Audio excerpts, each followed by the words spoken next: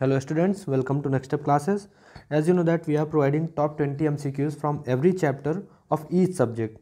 So in the same way, आज हम science के एक important chapter the human I and the beautiful और कलरफुल वर्ल्ड से 20 MCQs उठाएंगे और उन्हें डिस्कस करेंगे ब्रीफली। हम ब्रीफली उन्हें डिस्कस करेंगे ताकि उनमें से और क्वेश्चंस अगर पॉसिबल हैं तो हम उन सारे क्वेश्चंस का आंसर समझ जाए और पूरे चैप्टर को इसमें हम डिस्कस कर सकें। Okay, so without wasting any time हम अपने फर्स्ट क्वेश्चन पर चलते हैं। हमारा फर्स्ट क्वेश्चन क्या है? When a person went for medical checkup he found out that the curvature of his eye lens is increasing, which defect is he suffering from. पहले हम ऑप्शंस देख लेते हैं, फिर हम इसका सही आंसर डिस्कस करेंगे और उसका रीज़न भी डिस्कस करेंगे। Okay, so our first option is myopia, B cataract, C presbyopia, D hypermetropia. अच्छा देखिए, आप लोगों को एक कन्फ्यूजन होता है कि मायोपिया क्या। मायोपिया देखिए वर्ड छोटा सा है तो इसमें होता है फार साइटेडनेस। क्या होता है? फार साइटेडनेस, फार साइटेडनेस। ओके, और वैसे ही हाइपरमेट्रोपिया बड़ा वर्ड है तो इसका जस्ट अपोजिट होता है शॉर्ट या फिर नियर साइटेडनेस। क्या बोलते हैं इसे? Near sightedness. Just a second, इसे नोट डाउन कर देता हूँ।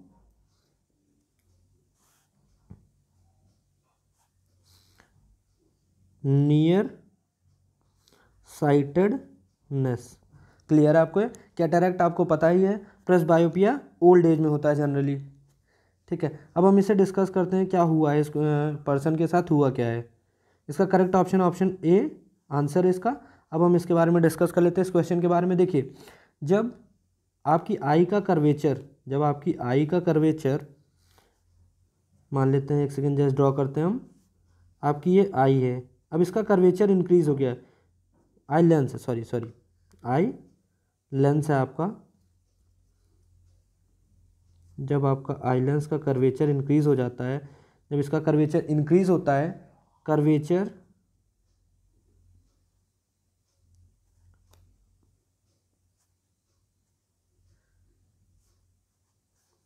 जस्ट सेकेंड, इसका हम कलर चेंज कर लेते हैं, सम अदर कलर रख लेते हैं। कर्वेचर इंक्रीजेज, जब कर्वेचर किसी भी आई लेंस का इंक्रीज होता है, जब कर्वेचर इंक्रीज होता है आपका, तो ये थोड़ा सा ज़्यादा सर्कुलर हो जाता है, ये थोड़ा सा ज़्यादा सर्कुलर होने लगता है। जैसे ही ज़्यादा सर्कुलर होता है तो आपका रेडियस जो होता है डिक्रीज हो जाता है। रेडियस ऑफ कर्वेचर जो है डिक्रीज होता है। जैसे ही रेडियस ऑफ कर्वेचर डिक्रीज होता है तो आपको पता है रेडियस ऑफ कर्वेचर और फोकल लेंथ डायरेक्टली प्रोपोर्शनल है। मतलब F is equal to r/2 या फिर r is equal to 2f। तो यहाँ पर जैसे ही रेडियस ऑफ कर्वेचर डिक्रीज होगा, आपकी फोकल लेंथ डिक्रीज होगी। फोकल लेंथ क्या होगी? आपकी डिक्रीज हो जाएगी। और फोकल लेंथ डिक्रीज हो रही है, उसके इन्वर्सली प्रोपोर्शनल हमारा क्या होता है? Power of lens. Power of lens, power of lens, ये हमारा क्या है? ये हमने पहले लिख रखा है। ये हमारा फर्स्ट है कर्वेचर, सेकेंड है रेडियस ऑफ कर्वेचर, थर्ड है फोकल लेंथ। अगर आप चाहें तो इसे स्मॉल एफ से लिख सकते हैं।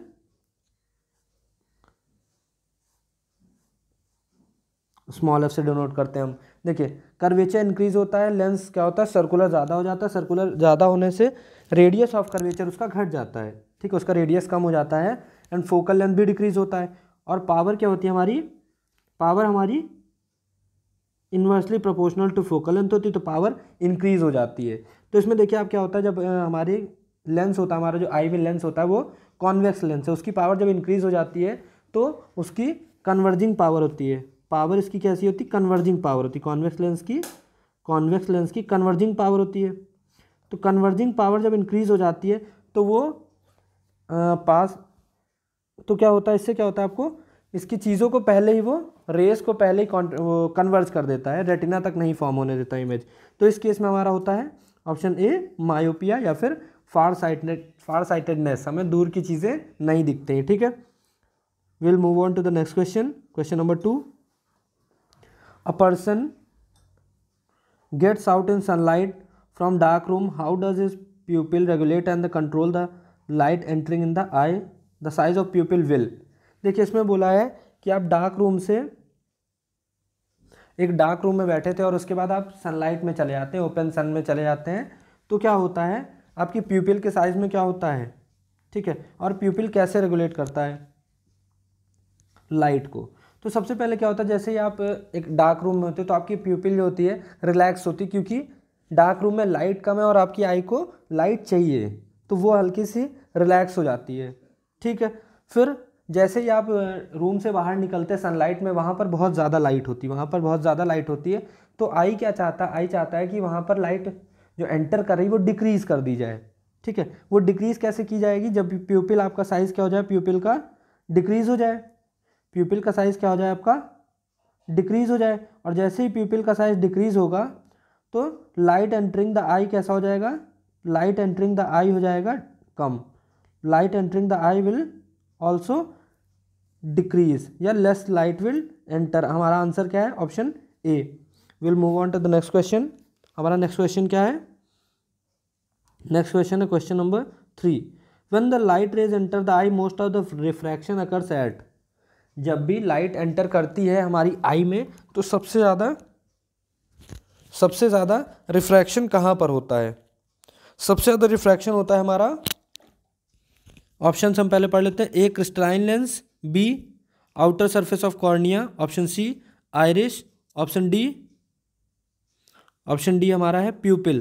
तो इसका करेक्ट आंसर है, करेक्ट ऑप्शन है आउटर सरफेस ऑफ कॉर्निया। देखिए आप यहाँ पर नोट डाउन है, outer surface of cornea. Okay, अब नेक्स्ट क्वेश्चन की ओर बढ़ेंगे। Question number 4। In which part of the human eye is the image of an object formed. मतलब ह्यूमन आई के किस पार्ट में इमेज फॉर्म होती है। हमारे इसके ऑप्शन है option A, option B pupil, iris, pupil, retina, cornea. I don't think कि आपको इसमें ऑप्शन भी देने की ज़रूरत थी, आपको पता है इसका सही आंसर है option C, that is retina. Retina हमारा जो होता है स्क्रीन की तरह काम करता है, ऐसे ये स्क्रीन की तरह काम करता है, यहाँ पर हमारी इमेज फॉर्म होती है। ठीक है, नेक्स्ट क्वेश्चन हमारा question number 5। The danger signals installed at tall buildings are red in colour. जो हमारे डेंजर सिग्नल जितने भी होते हैं रोड पर हम देखें या बड़ी बड़ी बिल्डिंग्स पे देखें, या हमारी जो डेंजर लाइट्स होती है, रेड लाइट होती हैं, तो ये हमारी क्या मतलब डेंजर लाइट्स होती है, ये सारी कैसे होते हैं, रेड कलर के होते हैं। These can be easily seen from distance because among all the other colours the red light, ये हमें दूर से दिख जाती हैं। क्यों, क्योंकि ऑप्शन हम पहले देख लेते हैं, फिर हम इसका आंसर डिस्कस करते हैं। Option A, red light is scattered the most by smoke और फॉग। नहीं होगा, क्योंकि अगर वो स्कैटर हो जाएगी तो हमें दिखेगी ही नहीं। Option B, red light is scattered the least by smoke और फॉग, ये हो सकता है। ठीक है, ये लग रहा है। ठीक, option C, is absorb the most by smoke और फॉग, ये भी गलत है। Option D, moves fastest in air, ये भी हमारा नहीं होगा। तो हम इसका हमें पता है इसका आंसर क्या है, ऑप्शन बी। ऑप्शन बी इसका सही आंसर है। अब हम इसको डिस्कस करते हैं, स्कैटरिंग और वेवलेंथ कैसे चलते हैं।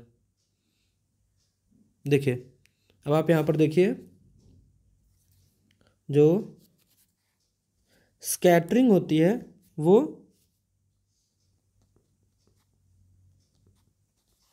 Inversely proportional to 1/4 of lambda. Lambda, what is lambda, lambda is the wavelength here. मतलब वेवलेंथ की पावर 4 का इन्वर्सली प्रोपोर्शनल, वेवलेंथ की पावर 4 का इन्वर्सली प्रोपोर्शनल होता है।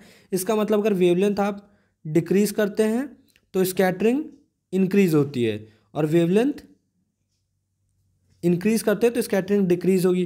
तो हमारी जो रेड कलर होता है, हमारे रेड कलर की वेवलेंथ कैसी होती है, मैक्सिमम होती है, तो स्कैटरिंग कितना होता है, मिनिमम हो जाता है। ठीक है, अगर आप बात करें विबग्योर में तो वॉयलेट जो होता है वी होता है, इसका लैम्डा लीस्ट होता है, तो स्कैटरिंग कैसी होगी, स्कैटरिंग मैक्स हो जाएगी, स्कैटरिंग कैसी होगी, मैक्सिमम हो जाएगी। ठीक है, और अगर हम बात करें रेड के लिए तो लैम्डा होता मैक्स, तो स्कैटरिंग कितनी हो जाएगी, स्कैटरिंग मिनिमम हो जाएगी, स्कैटरिंग हो जाएगी मिनिमम। ठीक है, नेक्स्ट क्वेश्चन पे चलते हैं, question number 6। Which of the following, yes let me change the colour, red कर लेते हैं हम इसे, क्लियरली विजिबल होगा। Okay, so question number 6, which of the following phenomena of light are involve in formation of rainbow. Rainbow के formation में कौन कौन से फेनोमेना होते हैं। Option A, reflection, refraction, dispersion, option B reflection, refraction, dispersion and TIR, total internal reflection. Option C हमारा क्या है, refraction, dispersion and total internal reflection, या फिर इंटरनल रिफ्लेक्शन यहाँ पर लिख रखा है। Option D dispersion, scattering and TIR। इसका सही ऑप्शन कौन सा है, option number B, refraction, dispersion and total internal reflection. अब हम इसे डिस्कस करते हैं कैसे होता है। देखिए, लेट अस अज्यूम कि ये हमारी एक ड्रॉप ऑफ वाटर है, ठीक है। फिर हमारा यहाँ से एक वाइट लाइट आती है, यहाँ से हमारा क्या आता है, यहाँ से हमारी एक वाइट लाइट आती है। वो अब यहाँ पर देखिए, यहाँ से आपका पाथ चेंज होगा, यहाँ पर होगा रिफ्रैक्शन, यहाँ पर क्या होगा, रिफ्रैक्शन, यहाँ पर होगा आपका रिफ्रैक्शन। यहाँ रिफ्रैक्शन के बाद अंदर जब देखिए आप, तो ऐसे ऐसे ये लाइट हो जाएगी स्कैटर, इसमें क्या हो जाएगा, डिस्पर्जन, क्या होगा, डिस्पर्जन। फिर यहाँ से आप देखिए, जब ड्रॉपलेट का जो अदर एंड है वहाँ से क्या हो जाएगा, रिफ्लेक्शन होगा, TIR, टोटल इंटरनल रिफ्लेक्शन, ये ऐसे हो जाएगी वापस। फिर यहाँ से अब देखिए, जब ड्रॉप से बाहर जाएगी ये रेज, तो फिर से एक बार क्या होगा, रिफ्रैक्शन, क्या होगा आपका, रिफ्रैक्शन। आप यहाँ पर देखिए, पहले डिस्पर्जन हुआ था, यहाँ पर क्या है, TIR। इसमें आपको क्लियर नहीं, बट मैं जो बोल रहा हूँ आप उसे ध्यान से सुनिए। तो यहाँ पर ड्रॉप के एक एंड पे TIR हो जाता है, वहाँ पे रिफ्लेक्शन हो रहा है। तो कई बार लोगों का कन्फ्यूजन होता है इसमें रिफ्लेक्शन कहाँ से हो सकता है, बट यहाँ पर होता है क्योंकि आपने टोटल इंटरनल रिफ्लेक्शन पा रखा होगा, ठीक है। Question number 7, a person is seeing an object closer to his eyes, what changes will take place in his eyes. मतलब एक पर्सन जो है वो अपने पास की चीज़ों को देख रहा है, जैसे मान लीजिए आप नॉवेल पढ़ रहे हैं, तो आपकी आंखों में क्या चेंज आएगा। Option A, pupil will expand. Option B, ciliary muscles will contract. Option C, focal length of eye lens will increase. Option D, light entering in eye will be more. अब हम पहले इसे डिस्कस कर लेते हैं होता क्या जब हम पास की चीज़ों को देखते हैं। तो देखिए, सीलियरी मसल्स आपने पढ़ा होगा। सीलियरी मसल जो होती है, इनका फंक्शन क्या होता है, इनका फंक्शन होता है अकोमोडेशन ऑफ आई। अकोमोडेशन मतलब पावर कम ज़्यादा करना, इनका अकोमोडेशन, ठीक है, अकोमोडेट करना, अडेप्ट करना, ठीक है। कई बार अगर आप नहीं समझ पाते तो आप लिख लीजिए अडेप्ट करना, ठीक है, सिचुएशन के हिसाब से। तो सीलियरी जो मसल्स होती हैं, इनका फंक्शन यही होता है अकोमोडेशन या फिर अडेप्टेशन। तो जब सीलियरी मसल्स हमारी कॉन्ट्रैक्ट होती हैं, सीलियरी मसल्स कॉन्ट्रैक्ट होंगी, तो कर्वेचर क्या होगा, कर्वेचर जो है हमारा, जो हमारा कर्वेचर होता है, जस्ट अ सेकेंड, तो जो हमारा कर्वेचर होता है, मैं इसे इरेज कर देता हूँ पहले।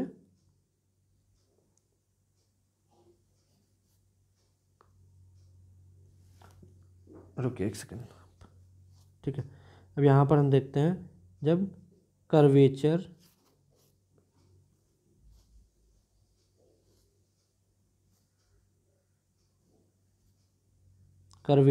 इंक्रीज हो रहा है, तो फिर क्या, इससे क्या होगा, radius of curvature decrease, focal length increase, power increase. तो हमारी जो सीलियरी मसल्स होती है वो क्या हो जाती है, कॉन्ट्रैक्ट हो जाती हैं। क्या होती हैं, कॉन्ट्रैक्ट। क्या करेंगी, कॉन्ट्रैक्ट, ठीक है। अपना साइज डिक्रीज करेंगे, अपना साइज क्या कर देंगे, डिक्रीज कर देंगे।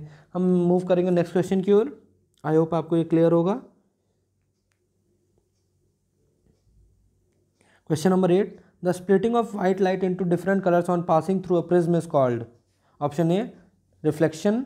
Option B, refraction. Option C, dispersion. Option D, deviation. So इसका करेक्ट ऑप्शन है option C, that is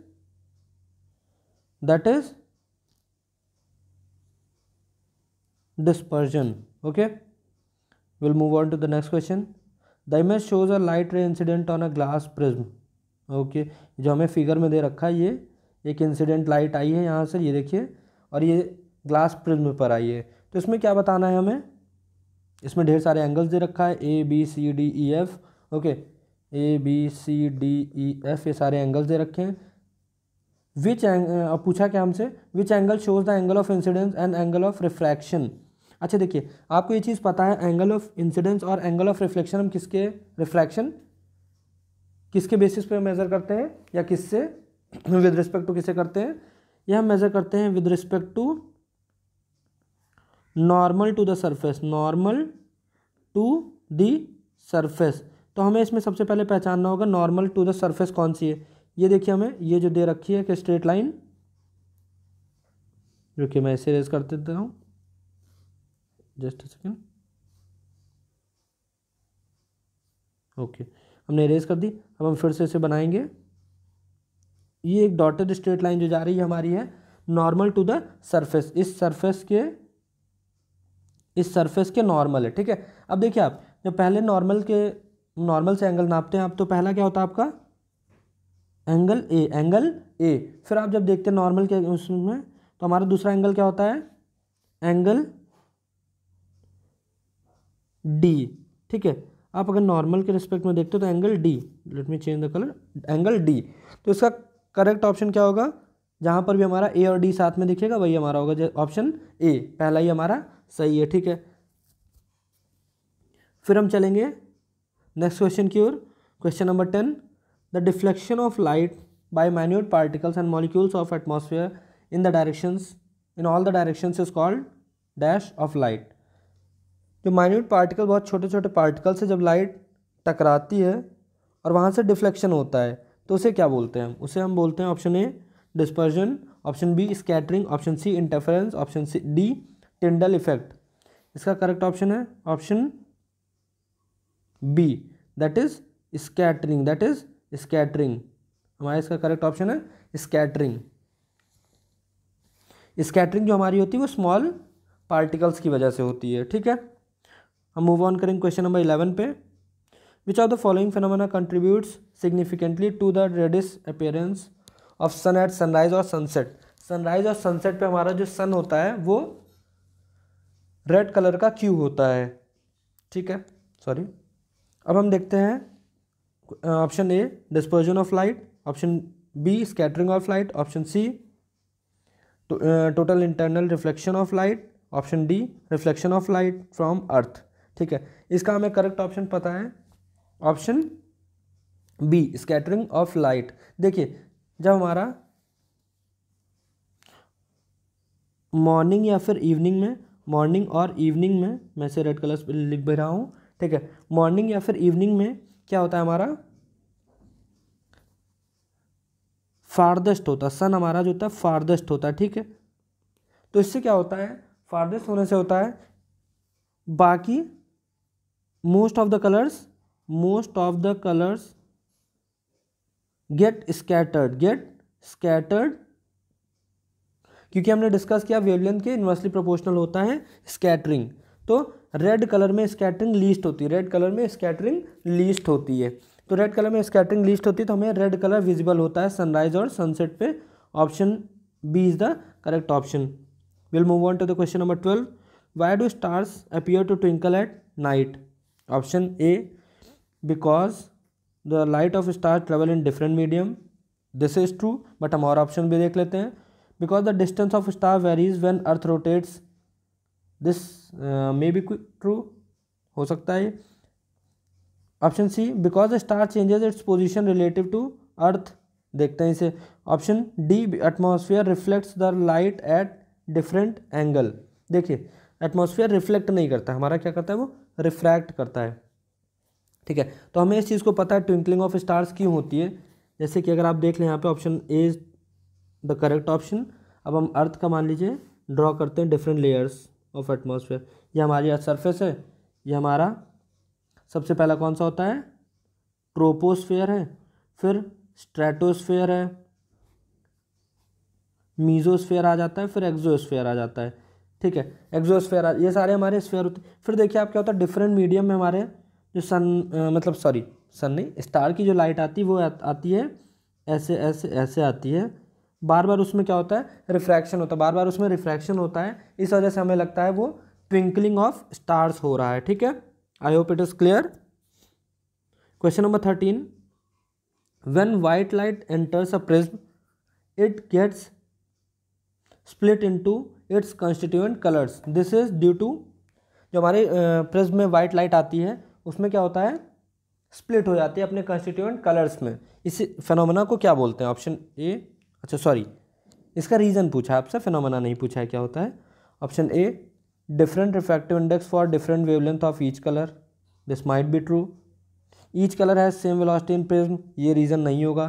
prism material has high density, but density तो सारे मटेरियल सारी कलर्स के लिए सेम है, ये भी नहीं होगा. स्कैटरिंग ऑफ लाइट देखते हैं. तो देखिए यहाँ पे इसका रीज़न क्या होता है, ऑप्शन ए होगा इसका ऑप्शन. ठीक है, हम बताते हैं इसे कैसे होता है. जो रिफ्रैक्टिव इंडेक्स होता है वो इन्वर्सली प्रोपोर्शनल टू वेवलेंथ होता है. रिफ्रैक्टिव इंडेक्स अगर सिंपल वर्ड्स में आपको मैं समझाऊं तो रिफ्रैक्टिव इंडेक्स होता है अपना पाथ चेंज करने की कैपेसिटी. इंडेक्स किसी चीज़ को मेज़र करते हैं रिफ्रैक्शन होने के कितनी कैपेसिटी, कितना ज़्यादा रिफ्रैक्शन होगा. इंडेक्स किसी चीज़ को मेज़र करने की एक टर्म होता है. तो जिस चीज़ का वेवलेंथ जितना कम होगा रिफ्रैक्टिव इंडेक्स उसका उतना ज़्यादा होगा. और अलग अलग वेवलेंथ होती है हमारी विबग्योर में, जैसे कि हमें पता है विबग्योर में हमें सबकी अलग अलग वेवलेंथ होती है. मैक्सिमम वेवलेंथ रेड की होती है और मिनिमम वेवलेंथ वॉयलेट की होती है.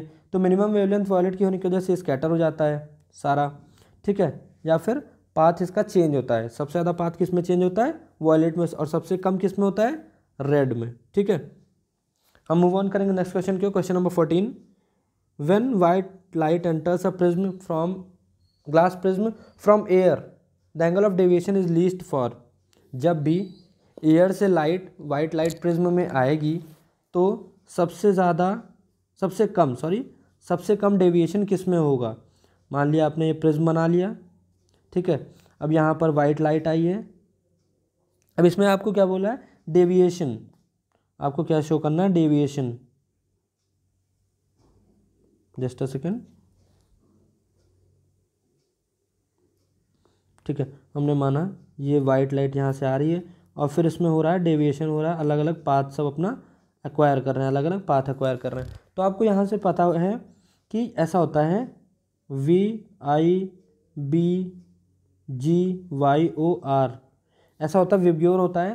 तो आपको इसमें सबसे कम अगर डेविएशन देखें तो आपको कहाँ दिखता है, रेड में. सबसे नीचे सबसे कम जो डेविएशन होता है रेड लाइट में होता है. ठीक है, क्योंकि इसकी वेवलेंथ मैक्सिमम है. हम बार बार इस चीज़ पे फोकस करेंगे वेवलेंथ पर. ठीक है, क्वेश्चन नंबर 15 हमारा क्या है, which option justifies the sun appears red at sunrise and sunset. शायद हमने ऐसा ही कुछ क्वेश्चन डिस्कस कर रखा है. Sorry. Option A, red scatters highest by atmosphere. Wrong, red highest scattering होता ही नहीं है, रेड में लीस्ट स्कैटरिंग होती है. Option B, the distance between the sun and earth reduces. Sunrise और सनसेट पर डिस्टेंस बिटवीन अर्थ और सन रिड्यूस होती है. ऐसा देखते हैं ऐसा है या नहीं. Option C, red has high wavelength so it travels longer distance. ये हमें सही लग रहा है. रेड की वेवलेंथ ज़्यादा होती है तो इसमें स्कैटरिंग कम होती है और ये ज़्यादा डिस्टेंस ट्रेवल करता है. इसका करेक्ट ऑप्शन होगा ऑप्शन सी. ठीक है, at noon the sun appears white as. Noon पे मतलब दोपहर में सन वाइट दिखता है. ऐसा क्यों, light is least scattered. Option first. Option B, all colours of white light are scattered away. अगर सारे स्कैटर होते तो हमें सारे दिखते, कुछ कलर्स विजिबल होते. Option C, blue colour is scattered the most. इससे वाइट से कोई रिलेशन नहीं है. Red colour is scattered the most, ये भी इससे भी कोई रिलेशन नहीं है. ठीक है, हालांकि red colour is scattered most ये गलत है, ये बात ही गलत है हमारी. ठीक है, तो हमारा करेक्ट ऑप्शन होगा option A, light is least scattered. Light में जो लीस्ट स्कैटरिंग होती है क्योंकि नून में जो हमारा सन होता है वो क्लोजर होता है. ठीक है, हम नेक्स्ट क्वेश्चन की ओर बढ़ेंगे. Question number 17. Twinkling of stars is due to. Twinkling of stars क्यों होती है. Option A, dispersion of light by water droplets. Water droplets का इसमें इन्वॉल्वमेंट नहीं होता है. Refraction of light by different layers of varying refractive indices. Might be true. Option C, scattering of light by dust particle. Quite possible हो सकता है। Internal reflection of light by clouds, अब हम इसे डिस्कस करते हैं क्यों होता है। जैसा कि हम सभी को पता है हमारे एटमॉस्फेयर में डिफरेंट लेयर्स हैं, उन सब की डेंसिटी अलग है, उन सब के रिफ्रैक्टिव इंडाइसेस अलग हैं। तो रिफ्रैक्टिव इंडाइसेस अलग होने की वजह से क्या होता है, बार बार जो हमारी लाइट आती है स्टार्स की वो बार बार अपने पाथ में चेंज होता है, उसके पाथ में बार बार चेंज होता है, तो इसे बार बार रिफ्रैक्शन होता है। इसी वजह से हमें लगता है कि स्टार्स क्या कर रहे हैं, ट्विंकल कर रहे हैं। ठीक है, option B is the correct option, option B is the answer here. Okay, we'll move on to the next question, question number 18। The image shows dispersion of white light in prism. ठीक है, आप ये देख लीजिए, ये दिख रहा है आपको। ठीक है, एक्स वाई जेड बस तीन कलर्स दिखा रखे हैं यहाँ पर। तो हमें देखना है क्वेश्चन क्या है। क्वेश्चन है हमारा what will be the colours of X Y Z. ठीक है, डिफरेंट ऑप्शंस दे रखे हैं, हम ऑप्शंस में नहीं जाएंगे, हम सिंपली यहाँ पर क्या करेंगे, लिखते हैं एक चीज़ अपने लिए चीज़ों को ईजी बनाना है हमेशा। VIBGYOR, ये सबसे ऊपर होता है, ये सबसे नीचे होता है। अब इसमें आप देखिए XYZ दे रखा है, तो X किधर से होना चाहिए, रेड होना चाहिए। रेड इसमें ऑप्शन ए में है और ऑप्शन डी में है। ठीक है, बाकी हमारे ऑप्शंस पहले ही हट गए। अब देखिए आप उसके बाद क्या होगा, उसके ऊपर क्या आता है, वाई से दे रखा है। अब देखिए वाई क्या हो सकता है, वाई की पॉसिबिलिटी क्या क्या है यहाँ पर, just a second. White light आई है, मैक्सिमम डेविएशन किस में हुआ है, आप देखिए।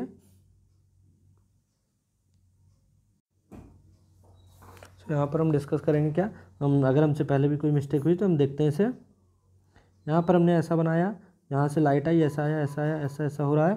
तो देखिए सबसे ऊपर, सबसे नीचे यहाँ पर, सबसे नीचे सॉरी स्टूडेंट्स, हमने यहाँ पर एक चीज़ लिखनी है, ये मैं पहले इरेज कर देता हूँ, फिर मैं आपको बताता हूँ वहाँ पर मिस्टेक क्या हुई है। ठीक है, एक छोटी सी मिस्टेक हुई है, कोई बात नहीं, हम उसे भी क्लियर करेंगे। देखिए ये आपका प्रिज्म दे रखा है, तो इसमें कलर्स कैसे होते हैं, सबसे नीचे वी होता है वॉयलेट, फिर IBGYOR।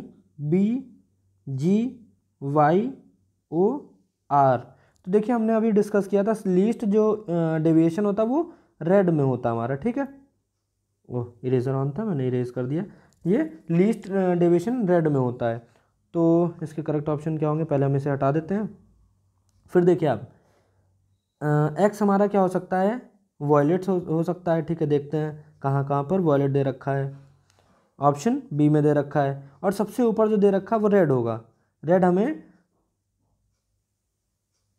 यहाँ पर सबसे ऊपर जो दे रखा है जेड है, जेड क्या है, लीस्ट डेविएशन होगा, तो उसमें हमें वॉयलेट तो नहीं मिल सकता, रेड और रेड मिल सकता है। ठीक है, ग्रीन नहीं मिल सकता, तो हमें ऑप्शन बी पर जाना होगा, हमें ऑप्शन बी के साथ जाना है। ठीक है, ओह इरेज करना होगा इसे, just a second, option B. ठीक है, नेक्स्ट क्वेश्चन हमारा क्वेश्चन नंबर 19 है।